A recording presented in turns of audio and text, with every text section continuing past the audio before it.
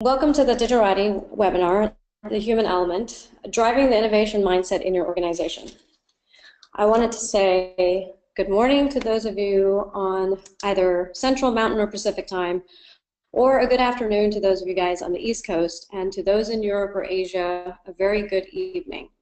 Make yourselves comfortable for a little journey into the future and strap in as we move very quickly into the future. Over the next 30 minutes or so, I'm going to take you on a journey to a future that many of us don't think about in our day-to-day lives. However, with the exponential acceleration of technology and the change in mindsets, we are changing the kind of lifestyles people are living and creating a future that is vastly different right around the corner. Take a moment to think about 20 years ago to 1997 and think about how much has changed in your own environment, whether professional or personal. Takes a minute to think about what you were doing in 1997. It took me a couple minutes. In 1997, I was a junior in college and was still taking notes by hand, and the majority of the class had to either go to a computer lab or write our papers, go to a computer lab to write our papers, or had a desktop at our home or dorm. Yet today, we find 20 years later, students are learning from devices, have devices in the classroom to take notes. The classrooms themselves have a ton of technology, and we have come to a point where you can do your entire college online through accredited degrees, and many universities such as MIT are even offering their programs free to the public for consumption. So in 20 years, we've seen what the change has been, and with the technology accelerating, the change is even faster. So that was just a small example of the past to now. In a few moments, I'll give you a peek into what could be 20 years from now. And then we're going to come backwards to a lot of the innovation challenges that companies are facing today as we move forward, and eventually bringing in how the human element is important to making the future, creating the future.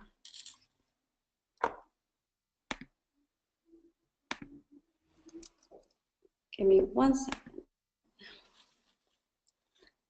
Somebody is asking to have it the presentation full screen, and the presentation actually is full screen.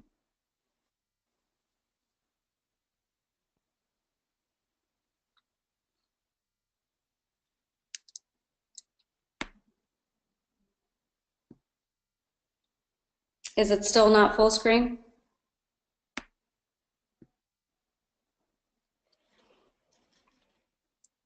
Okay, I'm going to move forward. Before I get into the presentation, I want to give you a little insight into who I am, how I think, why I think the way I think. I am a full-time modern-day nomad and have lived in many cities over the years, including Atlanta, Georgia, Dallas, Texas, San Francisco, California, Stamford, Connecticut, and Bombay. I still call it Bombay. It is actually said Mumbai now. My base is in Dallas, Texas, where I rent a storage room that is only 6 by 8 feet, and I have a leased car. So I personally, myself, live in the future and think very differently than most people. I, however, have come from 20 years of corporate experience, mostly in Fortune 10 companies such as Walmart, AT&T, Coca-Cola, IBM, and some other Fortune 500 companies such as Jones Apparel Group and McCann Erickson Advertising. I've been in innovation consulting had 2 companies in innovation consulting in between my stints between AT&T and Walmart. And then I recently left Walmart and am currently building my 3rd and 4th company. One is a fashion and tech product company, which will change the way we think about how technology and fashion interact and enhance our lives. And then the other one is Radical Roamer, which is an executive innovation advisory firm helping executives figure out what's next by guiding and connecting them to the right resources, frameworks, and mindsets to build tomorrow, today. Over the years, I've been given a lot of different titles. A lot of these words that you see on the screen have not been told by me, they've been told to me, that I'm an idea hamster because I can come up with 100 ideas and usually want somebody else to take them and do something with them. I'm a troublemaker in a good way, a connector, and a storyteller. I really do enjoy life through people and experiences, hence the focus on the human element in everything that I do. I enjoy meals as a way to get to know people, and I'm a foodie, and therefore I had to start learning how to keep myself healthy, and I decided to go into triathlons. And for any of you guys who know, a half Ironman is a 1.2 mile swim, a 56-mile bike ride, and a half marathon, yes, all in one day. And I completed my second one about 3 months ago in September. Another reason I chose this picture is you'll notice that as we go through some of the ideas and topics that I talk about later, as we look at it from our own individual perspective and what our role is in building the future, we have to remember that it's all in our head. And what I mean by that is a lot of times we come up with ideas and we are bound by the constraints that we think are around us. But that is what's changing in the future, is that there should be no constraints, because if we have constraints, we can't actually build the future. So as you hear of some of the things that are being created and being done out there, think about how they affect you, and think about how you can get out of your own head and help others build tomorrow. So let's pause for a moment. If you have a piece of paper and a pen, maybe you can write this down. But take a moment to think about what the future looks like to you in about 20 years. And as you start writing, you'll realize that it's actually not that simple to write what 20 years in the future looks like. There are so many aspects of our life that will be affected. Our lifestyle, our work life, our work, our relationships, health, transportation, real estate, cities, water, food, energy, and the list goes on and on and on. You could write pages on what the future could look like, because every single aspect of our life is going to change. And there's no one vision either of what the future will look like. Each person could have written something totally different. So let's walk through some examples to see what the future could look like. I don't know how many of you remember the Jetsons or watch the Jetsons, but I used to enjoy that show. I liked anything sci-fi. I grew up loving Star Wars and Star Trek. And if people don't know, the Jetsons was actually created in 1962. In 1962, people had come up with these ideas of video phones, robotic assistants, smartwatches, drones, 3D printed foods, and even jetpacks. And all the ideas that all the examples that I just gave are things that are actually around today. You know, they even had flying cars, which we do have prototypes of that, but they are not in the mass market. But it's only going to take a couple of years, maybe 3 to 5 years, before it becomes mainstream. Some other things that were kind of alluded to in the Jetsons was devices that are all connected and talk to each other, remembering our preferences as we move from home to car. You know, those are all things a lot of companies are actually working on. And slowly, they are becoming part of our lives. I mean, I'm sure many of you have either an Alexa or even for the iPhone, Siri. And you know, the numbers are staggering. An estimated 13% of households own a connected device. And by the end of this year, there will be 5 billion connected devices worldwide, and 25 billion by 2020. And this represents 263 billion in spending, according to Gartner. And so when you think about this, many of you are in companies that are either building the software, the hardware, the strategy for all of this to happen in the future. So when we look at it from a very macro level, there's all these different pieces, and there has to be experts in creating all of this. Let's go beyond the Jetsons, and let's go beyond what's happening in our home. I don't know how many of you guys remember the movie Minority Report, where there's an ad that calls out to Tom Cruise by name. It knows what he purchased and can interact with him to create a personalized experience in a brick and mortar setting. We've all heard the article or read the articles or seen in the media what's happening to retail and what retail is having to do to become relevant, right? It's having to become relevant by engaging a consumer at an individual level. Again, the human element. A lot of companies are building their technology to engage with us as individuals at a human level. The other part was when he was at the airport and the display showed him information that was relevant to him. You know, so a lot of these things with the screen so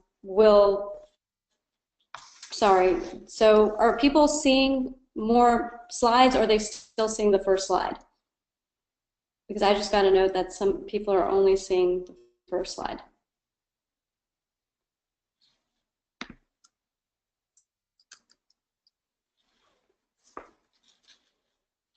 Okay.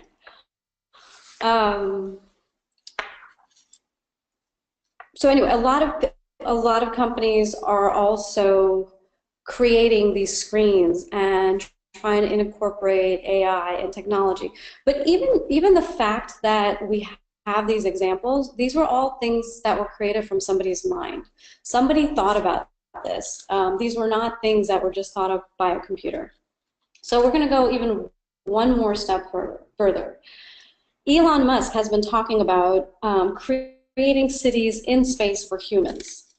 You know, many folks that I personally know actually think this is going to happen in our lifetime, i.e. in the next 20, 30, 40 years, which would be my lifetime, especially considering that we're living longer, healthier, smarter. But that's another topic for another slide. So, you know, the fact that we're starting to see innovation happen right now to build cities in the future, this is what a lot of people don't understand, is that when we look at technology and we look at how things are changing and culture changing and mindsets changing, there are things that are being built today that won't even come into the market or even be viable for another 20 or 30 years, but somebody is working on them today. And again, it is a somebody, and some person is working on it, or organizations that are working on it. Something that's a little bit more tangible to people that really could be developed in about 20 years is floating cities. These are cities on quote-unquote ships that go around the world, so nomads like me can have a home that goes with them. This is actually very much happening now. There's an organization called the Seasteading Institute that has been working on creating these for almost 10 years. And they're actually moving forward to build a first prototype in French Polynesia. And it's amazing to think about the fact that we would build cities on water, which is actually very logical and rational, considering that our world is majority water. It is something where we have learned to build, you know, ships that can float on them. But we also have technology that would allow us to create underwater cities. And when you think about all that would be involved in creating this, it goes beyond just having a mindset that, ooh, people are going to live on these floating cities. It's also having the technology to create sustainable, you know, food, understand where the energy is going to come from, and using water as an energy source instead of fossil fuels. Understanding what this would create in terms of pollution, what kind of technologies would be needed to run this stuff. And so again, these are all things that people are working on today to create tomorrow. Another technology that, you know, will really have an impact in the future that has not been spoken about a lot in the US media is nanotechnology. You know, this slide shows how nanotechnology can help us in terms of us as individuals, right? Neurological problems, hearing loss, cancer, you know, bionic lenses, things like that. But nanotechnology is beyond helping us as individuals, where nanotechnology is going to interact with the AI that is being created today, along with Internet of Things and data. And we'll be able to create items from going beyond even 3D printing. We're going to be able to create items with nanotechnology. Nanotechnology is going to learn from itself and grow on itself and create things that I don't think some of us can even fathom what nanotechnology could do. We're not doing much in the US, but the Chinese population is doing quite a bit of work in the nanotechnology world, and I do think that in the next 3 to 5 years, it is going to come into the media, and it is going to be something that all of us are going to have to think about, because beyond AI being, creating the singularity and creating, robots and technologies that think more than a human, nanotechnology is going to be able to take it even further. Another topic is healthcare. This is the last topic I'm going to talk about in terms of the future state. Right now, when we think of healthcare, it's mostly about companies creating new products, applications, ways to interact with us in terms of technology. We also think about scientists, not in a technology perspective, who are looking to eradicate diseases or creating vaccines and other ways to make us healthy or as a population healthier. However, when we look at health in 20 years, people aren't going to be building apps that are understanding what's going wrong with us, but they're actually going to be creating things that are going to be focused on preventative healthcare. And this is because science in 20 years are going to have created vaccines and truly already eradicated diseases that we know of today. Granted, other diseases may come up, but with technology and with scientific progress, we're going to be able to take care of those quicker and quicker. So when we think about even education at an individual level, doctors will no longer have to spend years and years and years studying, by which time some of their education could be obsolete. Instead, we'll have machines that can better process information, better understand what's going on with us, and doctors will actually will be focusing more on customer service and truly engaging with patients. This is where it becomes preventative health care, where we actually have conversations with our doctor instead of our doctor trying to get through meeting with us one by one because he's got 100 patients to meet a day. Another thing that healthcare is going to change is our life expectancy. So healthcare actually creates a whole new paradigm shift that we have to think about for the future. And that paradigm shift is about the fact that if we look at life expectancy from 1975 to 2015, it went from 72.6 to 78.8 by the Census Bureau. In 20 years, we're expected to have women live to about 89 to 94 years old, and men from about 83 to 86 years old.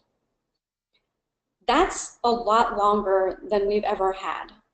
Right now, retirement age is 65. There are many people who are not retiring, whether it's because they need to continue working, but there are many people who are not retiring because they're smart, they're healthy, they're living life, and they want to continue to work because they enjoy it.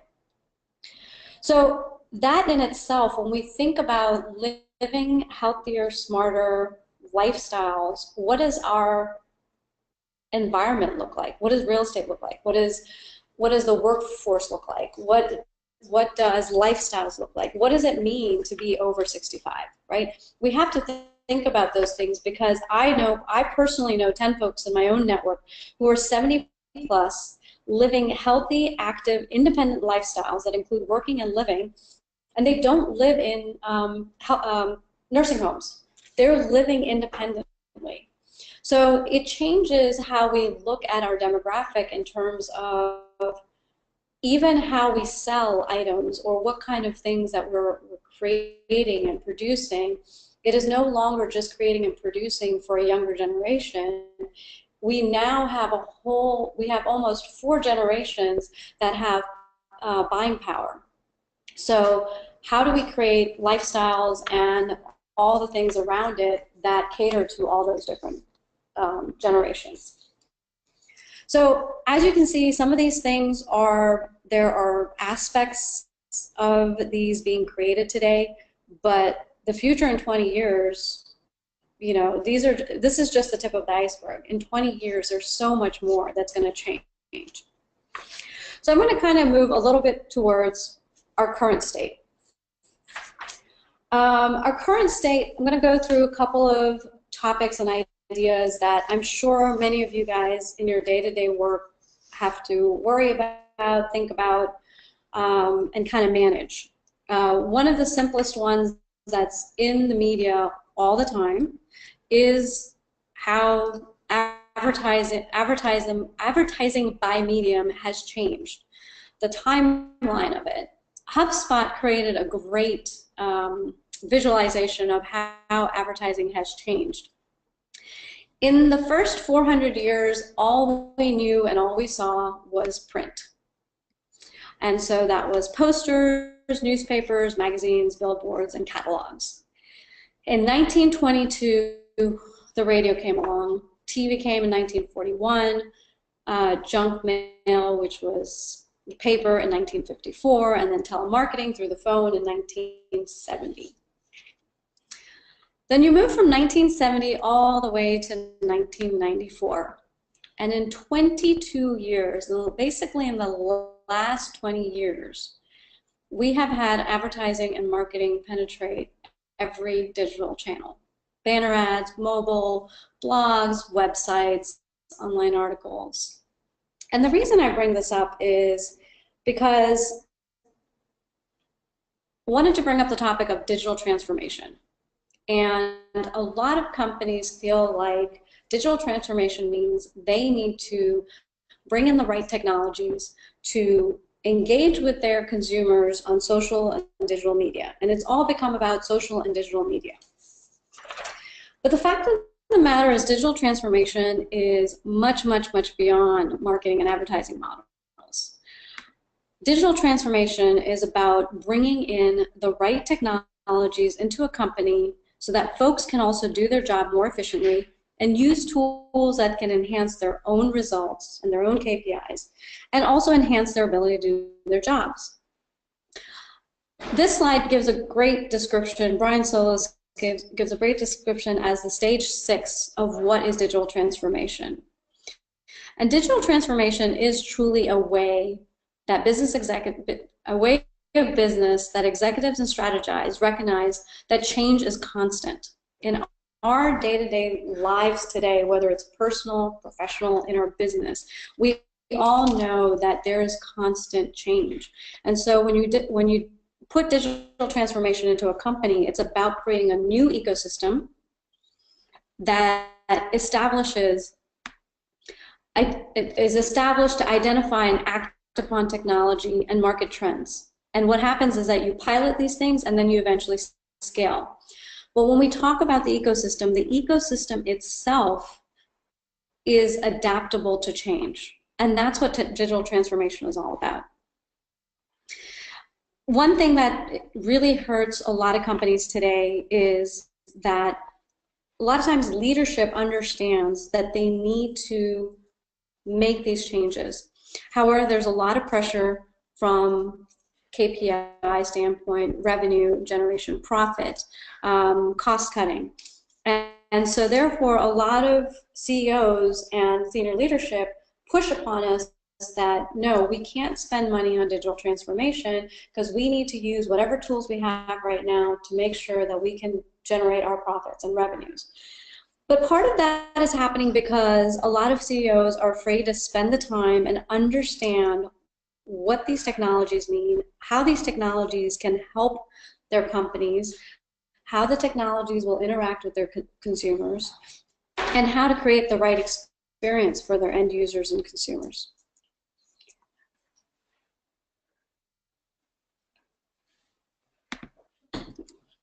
Okay.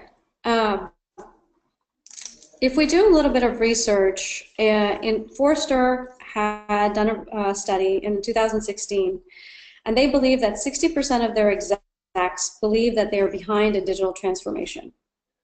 And 20% of them are still not going to make any changes in 2018 because they do not want to spend the money to put in digital transformation to help their companies. And those 20% of companies are either going to be acquired or perish, as they're going to be too late in the game by the time they realize that they need to change. Part of the implications of digital transformation are the cost investment. And when you have a big, huge cost investment, which you don't have data backing up, then we're going to pause for 1 second.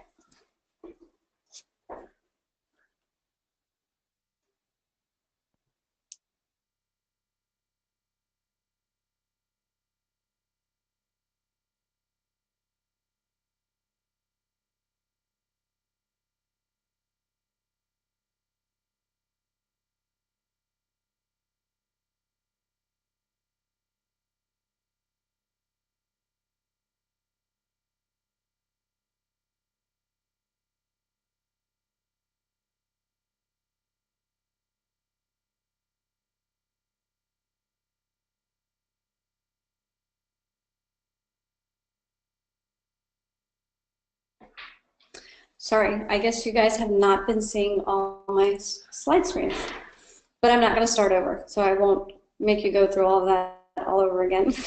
But I think we are going to have this webinar is being recorded, so you will be able to see this slideshow, or I'll make sure that I provide the full slideshow to the organizers. So as I was talking about digital transformation, when we see the implications of digital transformation, they're big. They're big because there's a cost investment involved, and a lot of CEOs don't have data to back up, okay, if I do this digital transformation, I implement this new technology, I'm going to get the results that I want. A lot of high-level executives also do not understand the technology, and so we need to create systems in place to be able to educate our executives, because they are highly successful in running businesses. However, the technology is changing so fast that they're not understanding how to learn it. But if we can create systems to kind of educate them and our workforce on what implications the technology will have to them as an individual, but also to their business, it makes it a lot easier for them to then implement new technology.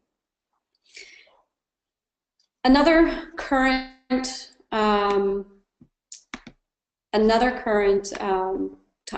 topic or process that's happening is, through technology, is the evolution of a cashless society. There are many countries, especially in Africa, that have significantly adopted these cashless payments. So South Africa and Kenya. If we look at just in terms of writing checks, the slide shows that 5 out of 10 people in British people under 25 have never written a check. I don't know about you, but it's been a long time since I've written a check. I think in between, probably in the last 12 years, I've probably written a total of 25 checks. So even here in the United States, we've been using digital technology to do our banking for a long time. If we look at Belgium, they're at 93% cashless. India has 32% cashless, and it's moving more and more in those directions, because if you go and look at some of the third world countries, when they have to carry around cash, they have to carry around wads and wads of cash just to be able to pay for things. And so in the long run, having the cashless society where we're using mobile cell phones, which are highly proliferated out in the market, it's a lot easier to do cashless payments than to carry around wads of cash. Another thing that is happening out in the world, which technology is fighting very quickly to solve, is working on finding the right natural energy sources. Today, fossil fuels still make up 80% of our current energy source, and it will continue to be a major energy source around the world. And if we don't do something in the next 20 years, it's going to become it's going to become very scarce and cost prohibitive for most people to afford it. And so we need people to look through breakthroughs in technology in solar, nuclear fission, and fusion. We've all heard about these, but the reason that we're in a little bit of a bind right now is because there's not enough investment in the development and deployment of these new energy sources. And until we have investment in some of those things, these are things that are going to affect us as individuals. If all of us in our worlds are looking at technology and building technology, if we don't have the energy sources in the future, then are we going to see a very different future than some of the ideas that I showed you earlier? Are we actually going to go more into an apocalypse, right, where there is no energy, it isn't about cashless society. We go back to a manual process of living life and manual labor. But the way we're moving and the way we are as humans, we're most likely not going to go backwards. And I just brought this up because, again, everything that we're doing and everything we're building comes from a human element. Another topic that I wanted to bring up was AI versus human. However, it really isn't about AI versus human. We have a lot of media talking about the fact that AI is going to bring about the singularity, and they're going to be more smarter than us, and they're going to control us, and things like that. But there are companies today that are going in a totally different direction, and it begs the question of AI versus AI. And specifically, it's all about the fact that when we look at the media and we look at the technology and we look at marketing and advertising and people wanting to sell more things and build more products, we see that there's a lot of noise out there. We as individuals are multitasking. There's endless choices in terms of what we can do, what we can eat, what we can buy. There's constant, nonstop ads on any device that we look at. And what this is doing is that it is actually creating a lot of fatigue for consumers today. And so when you look at trends like yoga and KonMari, you can see that these are fads, but maybe this is showing us that us as individuals are withdrawing from the clutter of technology and we want some more simplicity. And so there are actually companies out there and individuals who are creating intelligent agents, meaning AI, to help them get away from the noise.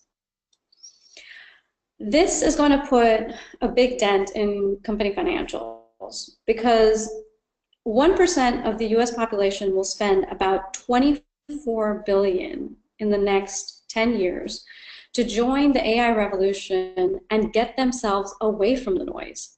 And yet most of us are in businesses where we are creating the noise. And we have to think about, why are we creating the noise? What noise is relevant? And what are we doing to the human psyche as we're creating more and more technology to make our lives, quote unquote, more efficient and better? So 2018 will kind of be a starting point where intelligent agents are going to continue to strengthen their influence in consumers and pressure a lot of brands to engage through power of conversation. And so it brings about the point of, we always kind of come back to, as companies, as brands, as technologists, what are we doing? Why are we doing what we're doing? And how does it affect our end user? How does it affect us as a human being? How are we truly bringing our full self to the table when we're creating this? Or are we just doing it to create another widget, another capability, so that we can generate revenues?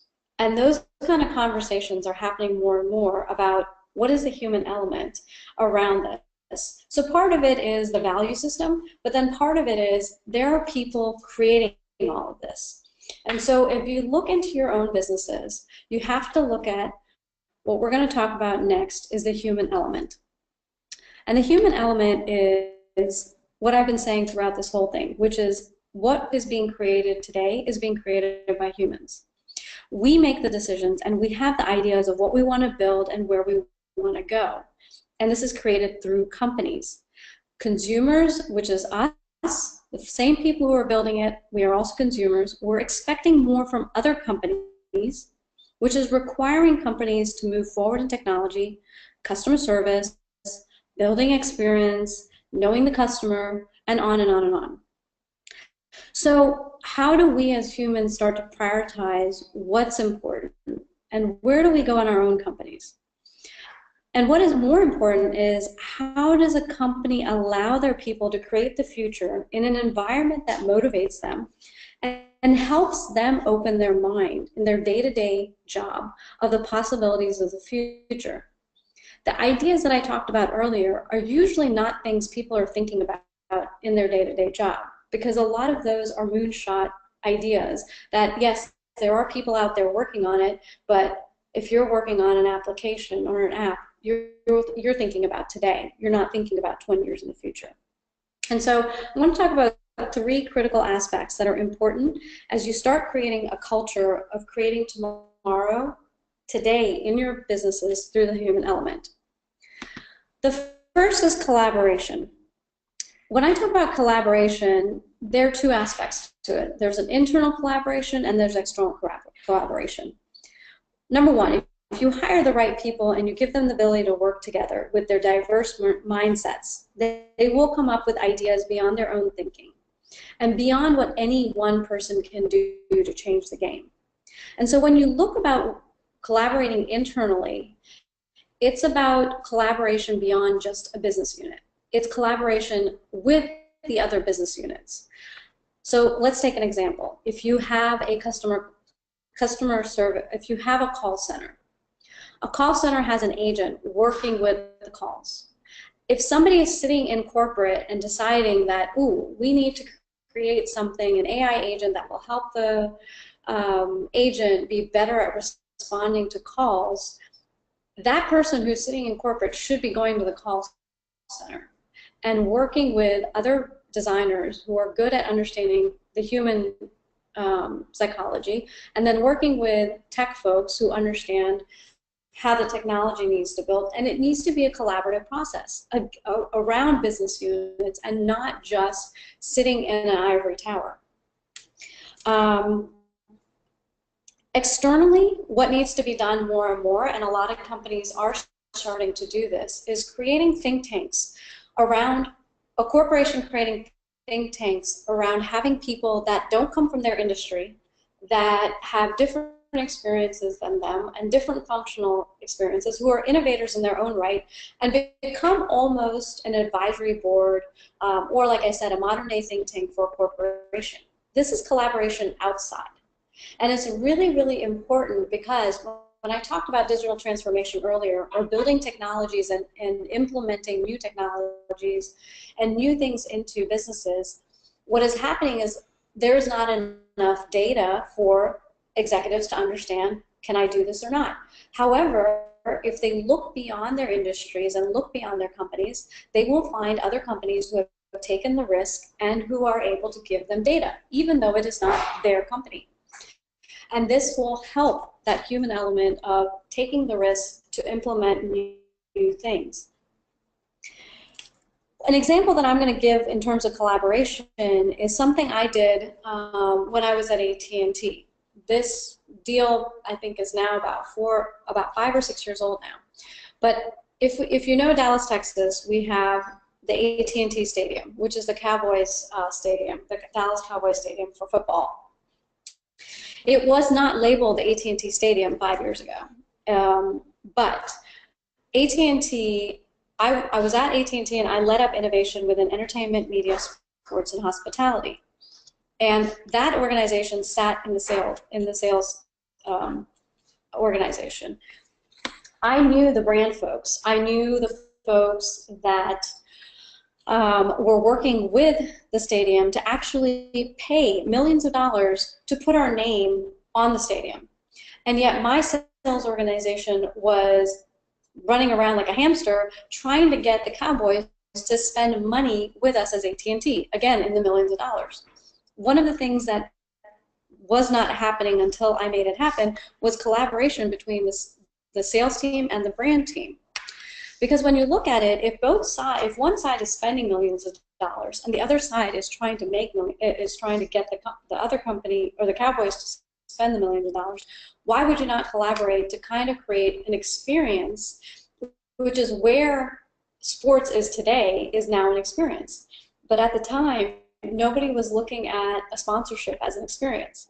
So we actually got an external design team to work with the brand team and the sales team to come up with a contract and a project that would allow the brand team to basically say, we're not going to just put our name on your stadium, we're actually going to power the stadium with our technology to create an experience for your fans, which in the long run, all said and done, when the deal was done, AT&T does power the stadium, and the sales team was able to get a contract, a multi-year contract, that had a baseline of a certain amount of revenue that was going to come in the long run.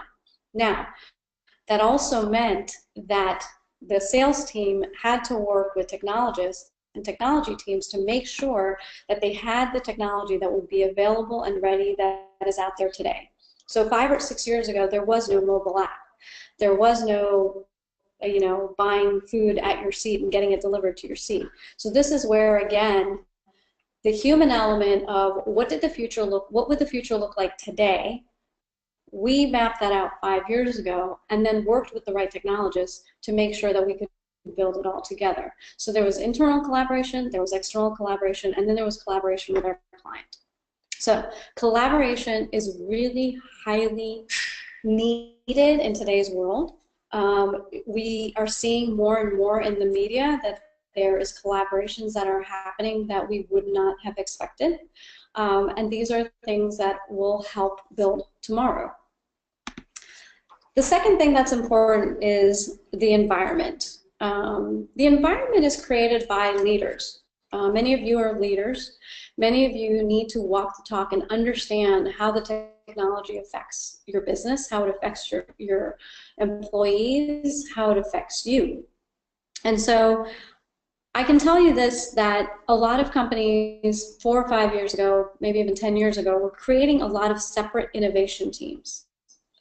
However, I can tell you that it does not work. I've created one, I've been in two, and what all it does is it creates a silo, especially considering I was just talking about collaboration. It creates a silo within your company. And so the people who are working on innovation, one, are not necessarily motivated to truly create innovation because they're still being incentivized by traditional salary structures. But number two, they don't actually know what's going on in the business. They are just looking, they are almost being siloed to only looking at the outside and creating things that business units don't want to execute and implement later on because they have never been part of the process. And so that's where it's important that you create an environment, again, where collaboration can happen, where folks have an innovation mindset across business units and not just a separate organization. As I talked about earlier, environment also means that leaders need to be educated on the impact of not changing. But at the same time, the other side of the coin is how do we educate our leaders to understand the benefits of the changes being implemented through technologies. Environment is also created through conversations with HR. HR in many organizations is just an administrative talking head. However, just like we look at our customers and we want to be customer-centric with them, we want to have individualized, personalized experiences. We want to look at them as a human. We want to understand them. We want to engage with them. That is what HR needs to do. Again, the human element of our own employees, and we are human. And as human, there is much more to life than just the work. And actually, our work can be enhanced if we can bring the human element of our own daily lives into our work. And so this could mean that HR needs to give focus more on family time, healthcare, flexible work schedules. But even more than that, HR and leaders have to bring about trust and understanding that each person in this corporation is a person and that each person has some value to add. And we are moving into a work environment where it's beyond just creating a widget and doing the same rote thing over and over again. We need all of our people to be 100% involved in what they're creating, bring their minds to the table, and feel trusted enough that they can put stuff on the table that is not going to jeopardize their own, their own jobs. So, as we look at it, if we get our employees to feel like they're human, they will put themselves more and more in the customer shoes and be able to have a customer service mindset as they're doing the jobs that they're doing, whether they're the person that codes, whether they're the marketer, whether they're the call center agent, whoever they are, they will have more of a customer focused mindset because they are being valued. According to Forrester, in 2018, 30% of companies are going to see a decline in their customer service performance. And this is because companies are not being able to keep up with what customers want. And part of that is because we don't let our own employees be a customer inside our own environment. And then the last thing that I've left is people. Hiring the right people, or hamsters, since I've been called an idea hamster before. And not everybody's the idea hamster. I'm not saying that everyone has to be the idea people, but everyone does have to be somebody that has a mindset that they can find solutions, that they can look at what they're working on and understand where they could go with it, how they can find solutions. And like I said earlier, the environment, of creating a trusting environment so that they can create and build tomorrow. One of the biggest challenges that we're having in the technology sector is finding enough folks that have the right skills, the technical skills to do what needs to be done to create the future. So all those ideas that I gave before, all the possibilities that were there before do have a lot of technology components, but we don't have enough people that understand the technology, understand how to build it. And so if we don't look at education and say, okay, what about making sure that we are putting a focus on STEM and making sure that the education system is creating the folks that are going to be the backbone of creating tomorrow. But even vice versa, as I said earlier, with health changing and us living longer, healthier, smarter, maybe part of it is being able to re-educate folks who are already in the workforce, who have been around for years, who may have a certain skill set and just need to be retrained to get technical skill sets. This allows companies to have loyal people in their business rather than kicking them out right at the end when they have been used to life being a certain way, and giving them the opportunity to continue to kind of have their income coming in, have a lifestyle, and be able to be a benefit to us. Because if we can re-educate, it's almost like having a high school counselor or a college counselor. If we could, again, have HR come in and work with people and re-educate them with the technology, then we might be able to get our people to continue to drive us forward. Again, all the ideas and the things that I showed before cannot be created unless we have people creating them. This stuff is not, the technology is not going to create itself. So over the last 30, 40 minutes, I took you to a very, very future state at a very macro level where there are millions of threads that make up what the future will look like, whether it's building new technology, different lifestyles, new cities, different mindsets.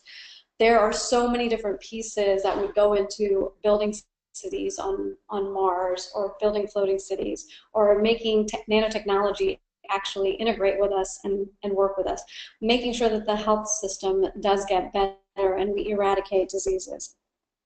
And there's still things that are going to be there in the next 20 years that we've not even thought about. And like I said, this was the tip of the iceberg. There's so much more out there that I've seen, that I see people working on, day in and day out. And again, bringing back the human element, it's all humans that are coming up with these ideas of how they think they can make our life better, how they think they could make the earth better, and just, change how we think about life. And then the last thing I talk to you guys is the micro element of the human aspect. The three things that I want to emphasize again is that the human element consists of collaboration, the environment, but most importantly, people. People are creating the future. And so I want to leave everybody with a quote that kind of is how I live, but also more and more how I'm seeing the world happen because it is going so fast. But, life is not a journey to the grave with the intention of arriving safely in a pretty and well-preserved body, but rather to skid and broadside, thoroughly used up, totally worn out, and loudly proclaiming, wow, what a ride. And it's how I've lived my life for most of my life, but I really kind of took to this about 8 years ago. And it's what's allowed me to take that human element and live a different lifestyle and help others kind of build tomorrow and build the future, and interact with each other. So I will open the floor to questions. I think you can type the questions to the organizer, and I will get them, and I will read them out loud and then answer them. And here's my contact info. If you want to contact me directly or add me to LinkedIn, feel free to reach out to me and see if there are ways that we can help you.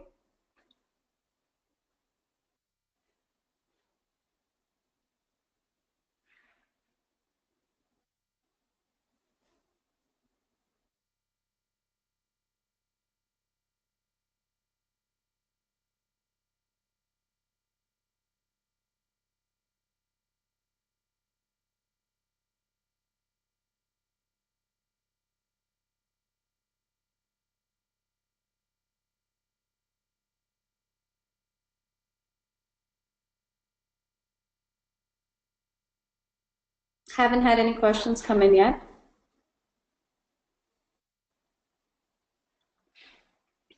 Don't be shy to ask questions.